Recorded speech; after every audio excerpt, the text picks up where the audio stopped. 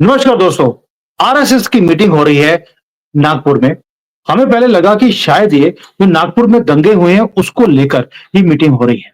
लेकिन मुद्दा आरएसएस का नहीं है और ना ही नागपुर के दंगों का है। मुद्दा है देश के प्रधानमंत्री का। कहीं ना कहीं हमने देखा है कि जो भागवत जी है उनकी स्टेटमेंट्स अगर हम 2024 के इलेक्शन से पहले देखें और उसके बाद भी देखें तो कुछ ऐसा लगता है जैसे कि खुश नहीं है। वो कुछ और चाहते हैं और देश का प्रधानमंत्री या गवर्नमेंट कुछ और कर रही है। अब क्या उन्होंने अपनी नाराजगी दिखाई है। मोदी जी खुद सुना है कि वहां जाने वाले हैं या पहुंच चुके हैं और वहां पर मीटिंग चल रही है बहुत ही क्लोज डोर्स के अंदर। कुछ ऐसी बातें हो रही हैं जिसके बारे में हमने बहुत बार अपनी वीडियोस में उल्लेख भी किया है और आपके कमेंट्स भर भर के आते हैं कि आप क्या चाहते हैं, कौन सा मॉडल आप अपनाना चाहते हैं। हमने कई बार बोला क्या मोदी मॉडल चाहिए आपको या योगी मॉडल चाहिए। मैं आपको दावे के साथ बता सकता हूं क्योंकि मैं कमेंट्स पढ़ता हूं। मोर देन 70-80% लोगों ने बोला हमें योगी मॉडल चाहिए। 10% ने बोला मोदी मॉडल ठीक है, योगी मॉडल उसके बाद आएगा तब देखी जाएगी। और कईयों ने तो बोल दिया कि उन्हें राहुल बाबा ही चाहिए। यानी कि 15-20% अभी भी राहुल बाबा के जाप कर रहे थे।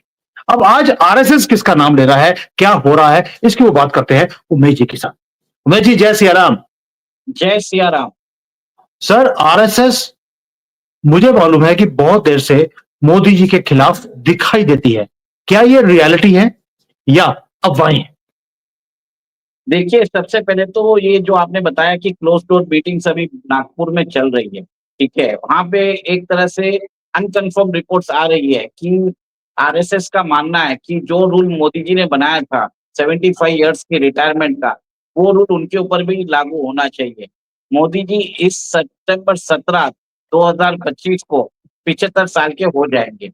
तो एक तरह से आरएसएस चाहता है कि मोदी जी का सक्सेसर वो अनाउंस किया जाए। देखिए, ये पहले जो लड़ाई थी वो बीजेपी के प्रेसिडेंट के ऊपर थी, ठीक है? तो जो जेपी नड्डा ने जो स्टेटमेंट दिया था, जो जिसकी मैंने हमेशा कड़ी निंदा की है। जब उन्होंने बोला था इलेक्शन के टाइम पे कि उनको आरएसएस की ज़रूरत नहीं है। इतना अहम नड्डा जी को रखने की ज़रूरत नहीं है। नड्डा जी अगर आज खुद अपनी सीट पे खड़े हो जाए ना लोकसभा के लिए, वो अपनी सीट पे जीत नहीं सकते, ठीक है? और वो आरएसएस को बोल रहे हैं कि आपको हमको ज़रूरत नहीं है। RSS is an ideological fountain head for BJP. एक तरह से उनके मार्गदर्शक है। सही में उनकी बात ये जो बात है, उसकी कड़ी निंदा करनी चाहिए, ये मैं मानता हूँ। बट अब क्या हो रहा है उसके बाद भागवत जी का स्टेटमेंट आया कि आप अपने आप को भगवान मत समझिए। फिर बाद में आज हम सुनने में आ रहा है कि वो मोदी जी को रिप्लेस करना चाहते हैं। मुझे ये नहीं समझ में आता है कि ये लोग दोनों आपस में झगड़ क्यों रहे हैं? आप बात करते हो हिंदू यूनिटी की, आप बात करते हो कि we are the guardians of Hindus. आप देखिए कि कल उन्होंने बांग्लादेशी हिंदूज़ के बारे में बात किया। अगस्त से बांग्लादेशी हिंदूज़ के ऊपर अत्याचार हो रहे हैं। आरएसएस की जो नींद है 7 महीने के बाद खुली है। कुंभकर्ण की भी नींद 6 महीने के बाद खुल जाती है, पर आरएसएस को 7 महीने लग गए थे। क्या कर रहे थे आप 7 महीने तक? आपने पहले क्यों नहीं स्टेटमेंट दिया? कल आप बोलते हो कि इंटरनेशनल इंटरवेंशन होना चाहिए। और अभी एक और एक चीज़ है, हमने हमेशा बोला है, पाकिस्तान में जो हिंदू लड़कियों के साथ हो रहा है, जब उनको अगवा करके वहाँ पे 60, 70, 80 साल के मर्दों के साथ उनका बलात्कार हो रहा है, उसके बाद में अभी तक हमने कितनी बार बोल चुके हैं, आरएसएस ने आज तक एक स्टेटमेंट नहीं दिया, जिसमें वो बोलते हैं कि this is the centenary year of celebration of RSS. RSS के 100 साल के अंदर वो एक तरह से ऐसे डिसीजंस ले रहे हैं, जिसमें they are trying to actually disclose the government. मतलब आप सोच लीजिए जो ये जनादेश मिला है 240 सीट जो भी है, ये मोदी जी लेके आए। और आपको ये भी ध्यान रहना चाहिए चंद्रबाबू नायडू से भी अगर किसी ने अलायंस किया था, वो मोदी जी ने किया था और नीतीश कुमार के साथ भी किया। ठीक है, हम मोदी जी को क्रिटिसाइज़ कर सकते हैं, क्योंकि अगर वो उन्होंने अ, योगी आदित्यनाथ जी के जो भी अगर प्रत्याशियों को अप्रूव किया होता, तो आज स्थिति ये नहीं रहती। हम 240 पे नहीं रहते, हम 270 या 280 पे ज़रूर रहते। ये मैं पक्का मानता हूँ। बट आरएसएस आज आग में घी क्यों डाल रहा है? वो क्यों बोल रहा है कि मोदी जी को रिप्लेस किया जाए? मेरा मानना है कि आज की स्थिति में Modi ji is a towering leader in the international stage. Bharat का जो चल रहा है, आपको मालूम है चाइना के साथ हमारे प्रॉब्लम चल रहे हैं। बांग्लादेश के साथ प्रॉब्लम चल रहे हैं, पाकिस्तान के साथ प्रॉब्लम चल रहे हैं, हमारा एंगेजमेंट चल रहा है रशिया के साथ, हमारा एंगेजमेंट चल रहा है ट्रम्प के अमेरिका के साथ, यूरोपियन यूनियन में हम देख रहे हैं कि फ्रेंच प्रेसिडेंट मैक्रोन है और फिर बाद में कीट स्टार्मर है। इन सब लीडर्स को मोदी जी आज एक तरह से जब वो मिलते हैं, आप देखते हैं कि कैसे उनकी जो बॉडी लैंग्वेज है, it is show off strength. वो लोग डरते हैं। पाकिस्तान के यूट्यूब चैनल में जाके देख लीजिए, वहां पे लोगों के अंदर एक दहशत है मोदी जी की। आप बांग्लादेश में देख लीजिए, दहशत है। चाइना में आपको पता चाइना है, चाइना आपने में भी दहशत है मोदी की। हाँ, तो आप वो बताइए, अगर मोदी जी को इम्प्रेस करने चाहेंगे इस दौरान, जिस समय देश के अंदर एक तरह से क्रिटिकल टाइम पे हम जा रहे हैं, आप सोचिए 11 साल का एक ट्रांसफॉर्मेशन के थ्रू जा रहा है। कौन सा लीडर अगर कोई नया आएगा, वो मोदी जी की पॉलिसीज फॉलो करेगा, will he be very strong enough, उसको इंटरनेशनल कम्युनिटी क्या सीरियस लेगा?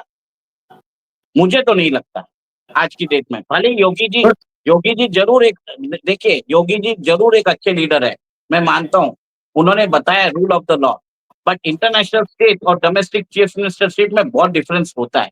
और सबसे पहले आपको ये भी ध्यान रखना पड़ेगा कि आज यूपी में स्थिति बहुत खराब है। योगी जी के कारण ही आप महाकुंभ आपने आयोजन कर पाए, उसमें भी सेबोटेज के कितने चांसेस हुए, कितने अटेम्प्ट हुए थे। तो वहां पे एक स्ट्रांग लीडर जरूरत है। आप क्या सोच रहे हो? जो मुझे लग रहा है, जहां से रिपोर्ट्स आ रही है, संघ चाह रहा है कि योगी जी को प्रमोट किया जाए। मेरा मानना यह है कि योगी जी को अभी यूपी में रहना चाहिए और मोदी जी को कंटिन्यू करना चाहिए even after he become 75 year. जरूरी है भारत को अगले 5 साल मोदी जी का रहना जरूरी है। वो सत्ता में रहेंगे, इधर प्रधानमंत्री के रूप में रहे या राष्ट्रपति के रूप में रहे, Modi ji should represent India, should be the face of India. इस दौरान उनको रिप्लेस करने की बात ही नहीं आती है। उमेश जी, पहली बात यह है कि कई लोग बोलते हैं कि मोदी जी ने खुद बोला था कि भाई 75 साल से ऊपर किसी को सीट नहीं मिलनी चाहिए। और भाई कॉन्स्टिट्यूशन इंडिया तोड़ना है, ये पार्टी का अपना एक डिसीजन है कि we should have leaders which are fresh, new, and they should not continue in the seat beyond 75 years of age. But constitution नहीं है, पार्टी का अपना मैनिफेस्टो है। अगर उसको चेंज भी कर दिया जाए, how does it matter? But sir, दूसरी बात है कि अगर संघ ये चाहता है कि मोदी जी को रिप्लेस किया जाए, तो रिप्लेस करना है तो किसके साथ करना है? Yogi ji is not the right choice. We understand national leader और इंटरनेशनल लीडर में फर्क होता है। तो अगर योगी नहीं तो who else is there? Let's hypothetically talk about it. Sir ji, पहले तो मैं आपको बता देता हूँ, जो रूल की बात की है आपने, 75 ईयर्स, नेशनल नेशनल इंटरेस्ट और सॉवरेन इंटरेस्ट से बड़ा कुछ भी नहीं होता। ना संघ का कोई पॉलिसी होता है, ना बीजेपी का कोई पॉलिसी होता है। The national interest and sovereign interest demands that Modi ji continue as the prime minister of India. Modi ji should remain as the prime minister of India. ये सब लोग जानते हैं। मैं बहुत बार मैं मोदी जी की क्रिटिसाइज भी करता हूँ, मोदी जी ने ये नहीं किया, ये हमारा राइट है as an elected representative. I have the right to complain, मैं कंप्लेन करूंगा, वो मेरे प्रधानमंत्री है। नहीं हुआ तो क्रिटिसाइज भी करूंगा, अच्छा काम किया तो उनका मैं सपोर्ट भी करूंगा। पर मुझे लगता है in the national interest right now replacing Modi ji is is a fatal mistake, blunder बोल दूंगा। संघ का एक मॉन्यूमेंटल ब्लंडर होगा। इससे क्या होगा, बीजेपी सरकार 5 साल चल नहीं पाएगी, ये भी बता दूंगा। और चुनाव होगा, उसके बाद कांग्रेस आएगी, भारत के अंदर गजवा हिंद चालू हो जाएगा। ये आपको पहले ही बता देता हूँ। क्या संघ 2004 में जो वाजपेयी के साथ जो किया था सुदर्शन जी ने, वो वापस क्या भागवत जी मोदी जी के साथ करना चाहते हैं? ये क्वेश्चन मैं संघ के सपोर्टर्स को पूछना चाहता हूँ, कार्यकर्ता को पूछना चाहता हूँ, जो इतनी बात करते हैं संघ के बारे में। आज संघ के 100 साल हो रहे हैं और इस 100 साल के टाइम पे ऐसी अगर घटनाएं आती है, ऐसे रिपोर्ट्स आते हैं, एक शर्मनाक चीज है सर।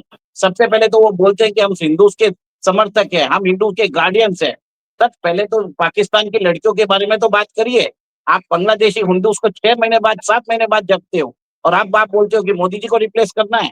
ऐसा तो उमेश जी, या not only Pakistan and Bangladesh. अभी मैं देख रहा था कि हर रोज न्यूज़पेपर में हंड्रेड्स ऑफ न्यूज हर रोज छपती हैं मिसिंग गर्ल्स ऑफ हिंदूस। संघ ने कभी भारत के अंदर जो हिंदू लड़कियां गवाह हो रही हैं, मैं आपको पेपर्स के ऊपर पेपर्स दिखा सकता हूं, किसी ने आवाज नहीं उठाई है। एक एक्स प्रिंसिपल सेक्रेटरी हैं, उन्होंने मेरे साथ शेयर किया है, I have already recorded a video, कल परसों में लगेगा, कि how many girls every day in every city are being abduct करने के बाद उनकी कटी हुई या मरी हुई लाशें मिल रही हैं। बट संघ ने कभी भारत में भी जो हो रहा है उसके ऊपर आवाज नहीं उठाई। बांग्लादेश और पाकिस्तान तो छोड़ दीजिए, बट अरे मुद्दा सर दोबारा से वही। अरे सर वो छोड़िए, 3 दिन पहले जो नागपुर में दंगे हुए थे, संघ उसको ही कंट्रोल नहीं कर पाया। जिसमें आप सोचिए, जिसमें केंद्र में भाजपा की सरकार है और महाराष्ट्र में भाजपा की सरकार है। नागपुर का एमएलए, एमपी सब भाजपा के हैं, पार्षद भाजपा के हैं। उसके बावजूद भी वो कंट्रोल नहीं कर पाया, जिसमें हेडक्वार्टर है संघ का। सर जब संघ अपने खुद के कार्यकर्ता, अपने जो बोलते हैं अपने हेडक्वार्टर्स की रक्षा नहीं कर सकता, वो किस बात पे बोलता है कि हम हिंदूज के गार्डियंस है, और किस हाथ पे बात करना चालू कर देता है। So we should ask the questions to the Sangh people as well. जैसे मैं हमेशा ये बोलता हूँ कि जैसे हम अपने प्रधानमंत्री को पूछना चाहिए, तो why can't we ask the questions to Bhagavat ji as well? Why can't we ask question to Dutta Rai होसपहले as well? क्यों वो एक तरह से सोनिया गांधी जैसे एक्स्ट्रा कॉन्स्टिट्यूशनल पावर रखना चाहते हैं? Why? We should be asking the questions. संघ के कार्यकर्ता को पूछिए आप अपने लोगों से, ऐसा क्यों हो रहा है? उमेश जी, वो ठीक है, मुझे सुन रहे हैं। मैं आपसे क्वेश्चन पूछता हूं, क्या जो सिचुएशन जैसे उमेश जी ने बोला अभी कि भारत की सिचुएशन बहुत ज्यादा नाजुक है, देश के अंदर ये जिहादी तो वेट कर रहे हैं कि इनका रमादान खत्म हो और उसके बाद ये उग्रवाद को पूरे जोरों से शुरू करें, बेशक वो वक्फ बोर्ड के नाम पर करें, बेशक वो यूसीसी के नाम पर करें, वो किसी भी नाम पर करें, वो आग लगाए। और दूसरी तरफ देखते हैं कि जो इंटरनेशनल फोर्सेस हैं वो भी भारत के खिलाफ पूरा काम कर रही हैं, क्योंकि हमने 10 साल में किसी इंटरनेशनल फोर्स को यहां पे पनपने नहीं दिया। यहां तक कि जोरो जैसे जो लोग हैं, जो भारत के टुकड़े करना चाहते हैं राहुल गांधी के साथ मिलकर, कठपुतली बना के रखा है राहुल गांधी को, उनके ऑफिस के ऊपर हमने रेड मार दिया, उनके डॉक्यूमेंट्स पकड़े गए हैं। बीबीसी तक को, जिसको बोलते हैं बकवास ब्रॉडकास्टिंग चैनल, उसको भी हमने छोड़ा नहीं है, उसके ऊपर पेनल्टीज लगा दी है। ये काम मोदी जी ने किया इंटरनेशनल लेवल पर भी और देश के लेवल पर, और संघ चाहता है उन्हें रिप्लेस कर दिया जाए मोदी जी को अभी, और किसी और को लेके आया जाए। किसी और को लेके आया जाए मतलब कि इनको भी वही आदमी चाहिए जो इनकी संघ की बात सुने, देश के लिए जो हित में कार्य करना है उसको पीछे छोड़कर संघ की बात सुनी जाए। क्या हमें ऐसा आदमी चाहिए अभी, या मोदी ही ठीक है को देश हित में काम कर रहे हैं? मुझे आज तक ये समझ नहीं आता कि हम हिंदुओं को 1000 साल के बाद सत्ता मिली है। भाई 1000 साल तक मुसलमानों के और अंग्रेजों के हाथ में सत्ता रही, हम उनके अधीन रहे, हमें कोई प्रॉब्लम नहीं थी। हमारे हाथ में सत्ता आई और हम सत्ता रख भी नहीं सकते। ये वाजपेयी जी के साथ भी यही हुआ, अब मोदी के साथ हो रहा है। क्या ये सही है? या जो संघ बोल रहा है कि we should replace Modi ji with somebody who listens to Sangh, अब ये टाइम आ गया है कि हम उसको लेकर आए। संघ की चॉइस है योगी जी, क्या ये टाइम योगी जी को लेकर आने का है? ये डिसीजन आपके ऊपर, मैं छोड़ता हूं, क्योंकि हमारा मत यही है कि अभी मोदी कंटिन्यू रहना चाहिए जब तक कि एक राइट टाइम ना आ जाए, एक स्ट्रॉन्ग योगी टाइप लीडर जो भारत को स्ट्रेंथ दिखाए और इंटरनेशनल लेवल पर उसे हैंडल भी करे। ये मेरा और उमेश जी का दोनों का यही ओपिनियन भी है। आपका ओपिनियन क्या है, प्लीज शेयर विद अस। संघ ने अपना ओपिनियन बता दिया कि मोदी नहीं चाहिए, ये 2024 के इलेक्शन से पहले से उन्होंने बोलना शुरू कर दिया था। यानी कि मोदी जी को बोलते हैं आपकी एंकड़ी निकालनी है, उनको जब संघ ने बोल दिया तो हिंदुओं ने भी मोदी जी की एंकड़ी निकाल दी, 2040 पे आकर छोड़ दिया। अब क्या ये मूवमेंट सही है? Umesh ji, according to you feel this is the perfect time for Sangh to do this things? Sir मैं तो ये बोलूंगा ब्लंडर है। This should be a national political blunder for the Sangh to think even to replace Modi ji at this time. Modi ji जैसा leader नहीं है international stretcher में आज भारत में, ठीक है, जो मोदी जी को रिप्लेस भी कर सके। बहुत लोग बोलते हैं जयशंकर साहब कर सकते हैं, मैं एक ही चीज बोलता हूँ, जयशंकर साहब is a very good diplomat, उनकी बहुत अच्छी स्टैंडिंग है, but he derives his power only due to Modi ji. And one more thing, Jaishankar साहब has never fought election, Modi ji has fought election, he has led the party, उन्होंने पार्टी को आगे बढ़ के उन्होंने इलेक्शन जीता है, लोकसभा में वो जीत के आए हैं। मनमोहन सिंह जैसा हमें और कोई एक और एक ब्यूरोक्रेट नहीं चाहिए sir, we want a person who is elected by the people, मेरा यही मानना है। और जो भी अगर ये बात जान ले कि मैं योगी जी के अगेंस्ट नहीं हूँ, but not this is not the right time. अभी यस। 2027 यूपी इलेक्शंस हो रहा है, और आज ही मैंने देखा है कि एक बीजेपी का एमएलए यूपी गवर्नमेंट को करप्ट बोल रहा है, आज ही आया हुआ है, जिसको उस एमएलए ने प्रोसेशन निकालने की कोशिश की परमिशन बिना, और वहां की लॉ एनफोर्समेंट एजेंसीज ने उसको मना कर दिया। तब वो बाद में आके बोल रहा है कि यूपी गवर्नमेंट करप्ट है। तो एक तरह से आप सोचिए कि बीजेपी के अंदर इनडिसिप्लिन भी बढ़ रहा है। यूपी के अंदर एमएलए उनके बस में नहीं है, बीजेपी के कंट्रोल में नहीं है, क्योंकि हम देख रहे हैं कि भागवत जी और मोदी जी के बीच में कुछ मनमुटाव है। तो जो इनडिसिप्लिन है, it is coming out in the entire system of the BJP. आप वो भी देखेंगे, और भी जैसे आपने याद होगा आपको कि थोड़े दिन पहले, 20 साल पहले, नहीं, उमा भारती ने किस हिसाब से अडवाणी जी के अगेंस्ट बोला था लाइव नेशनल टीवी पे। आप सब अगर किसी को याद रहेगा तो वो सब चीज, वो एक that was an indiscipline, act of discipline. मैं उसकी कड़ी निंदा करता हूँ, ऐसा होना नहीं चाहिए। I believe that all this issues should be settled with in the close doors, not outside the party, not in front of the media. और ऐसे एमएलए जो पार्टी के अगेंस्ट काम करते हैं और इवन संघ के अगेंस्ट भी काम करते हैं, उनको हटाना चाहिए। The first one should go is JP Nadda, उनको हटाइए, he is not fit. First of all मेरा मानना ये है। Second, Amit Malviya, what is he doing? वो बीजेपी के आईटी सेल में बैठे हुए हैं 10 साल से, कुछ मुझे नहीं कर रहे। ठीक है, जो नहीं मुझे कर रहे उनको हटाइए। डोंट मुझे हैरानी ये होती है, मुझे हैरानी ये होती है, अमेरिका का रूल है कि जो प्रेसिडेंट है वो 2 बार टर्म्स ले सकता है। वहां पर बात चल रही है कि Donald Trump is thinking of running for the third time also, यानी कि because he is working the right way for America, वो उस रूल्स को भी चेंज करना चाहते हैं ताकि ये पॉलिसीज को कंटिन्यू किया जाए। और हमारे देश में एक प्रधानमंत्री है जो वाकई वर्ल्ड स्टेज पर काम कर रहा है। हमारे डिफरेंसेस हो सकते हैं मोदी जी के साथ, जी भारत में जो काम करना था वो नहीं किए गए। 2-3 चीजें ऐसी हैं जो अभी तक नहीं हुई हैं। इन जिहादियों को कंट्रोल करने का काम हमने नहीं किया, हमने वक्फ बोर्ड को चेंज नहीं किया, हमने एजुकेशन पॉलिसी चेंज नहीं करी, हमने इनके ऊपर नकेल कसनी थी इन इलीगल्स को बाहर निकालने की, हमने नहीं किया।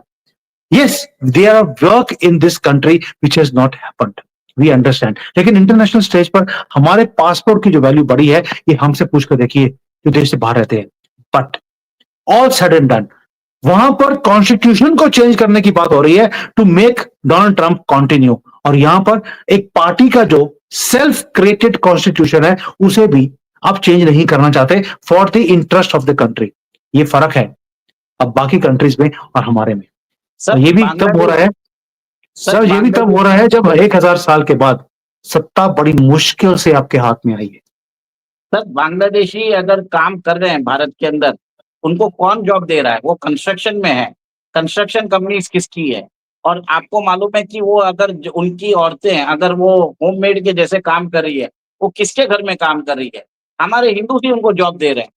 तो सर, सब चीज हम मोदी जी पे ब्लेम नहीं कर सकते। The people of India are also responsible. अगर जब तक आप उनको एम्प्लॉयमेंट अपॉर्चुनिटीज दे रहे हैं, ओनली तभी आ रहे हैं ना। सिंपल सी बात है। तो सबसे पहले आप अपनी जो डिफिशियंसी है एक्सेप्ट करिए। You can not blame the prime minister always. The prime Of course. Minister is doing his job, मेरा यही मानना है। सो दैट मीन्स अभी जो मुद्दा है, भागवत जी जो आज कर रहे हैं मीटिंग्स, ट्राइंग टू रिप्लेस और सक्सेसर ऑफ मोदी जी, उनको इतनी जल्दी क्यों है? और भाई जब चीफ मिनिस्टर आपको अनाउंस करना होता है, जिस दिन शपथ ग्रहण होता है उससे एक रात पहले लेट नाइट आप अनाउंस करते हैं, 10 दिन तक तो पूरा मीडिया पागल हो जाता है कि कौन बनेगा करोड़पति।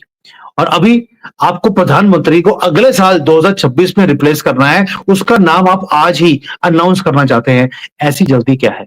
चलिए अब ये देखते हैं कि भागवत जी ये पॉलिटिकल गलती क्या इस देश के साथ करने वाले हैं अपनी ईगो के लिए, या मुद्दा कुछ और है और बताया कुछ और जा रहा है? ये वक्त बताएगा, but will keep a close I on this also. मैं जी, थैंक यू सो मच। जय सिया राम। जय सिया राम।